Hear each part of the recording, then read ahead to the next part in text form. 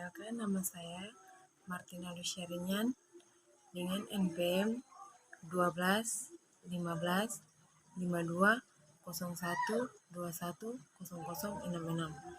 Saya dari Prodi Informatika, Fakultas Ilmu Komputer. Saya berasal dari Universitas Kristen Indonesia Maluku, mata kuliah Interaksi Manusia dan Komputer. Judul tugas Daya Guna dan Kebergunaan. Yang berikut latar belakang daya guna dan kebergunaan. Pembangunan sebuah sistem komputer biasanya melibatkan dua proses pengumpulan data, yaitu pembahasan dan pengujian. Pembahasan biasanya dilakukan pada awal fase rekayasa bentuk sistem. Pengujian daya guna dilakukan untuk menilai keputusan rekayasa untuk yang telah dibuat. Dengan mengurangi masalah pada daya guna rekayasa sistem, maka dapat meningkatkan kepuasan user. Selanjutnya, pengertian daya guna. Daya guna adalah tingkat produk dapat digunakan yang ditetapkan dalam unsur untuk mencapai tujuan secara efektif dan tingkat kepuasan dalam menggunakannya. Daya guna merupakan salah satu faktor yang digunakan untuk mengukur sejauh mana penerimaan pengguna terhadap sistem. Yang berikut macam-macam daya guna, antara lain 1. Daya guna domain penerimaan sistem. Yang kedua, daya guna heuristik.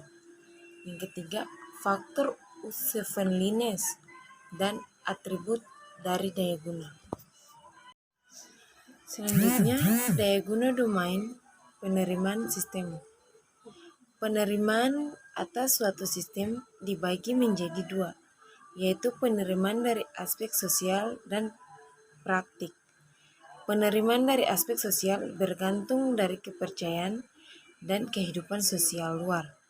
Penerimaan pada segi praktik merangkum aspek-aspek seperti usefulness, cost reliability, dan compatibility.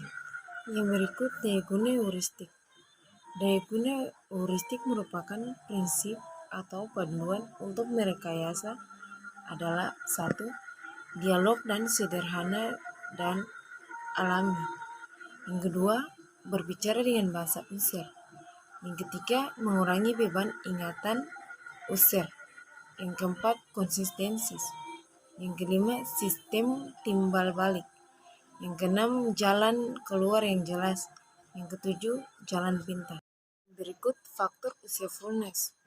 Usefulness merujuk pada sejauh mana suatu sistem mencapai tujuannya. Pada usefulness terdapat dua kategori, yaitu utilitas yang merujuk pada fungsi sistem dan daya guna. Atribut dari daya guna, efektivitas, ketelitian, dan kelengkapan di mana unsur mencapai tujuan.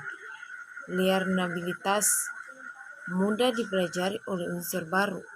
Efisiensi, sumber daya pembelajaran dalam hubungannya dengan ketelitian dan kelengkapan unsur. Selanjutnya, referensi.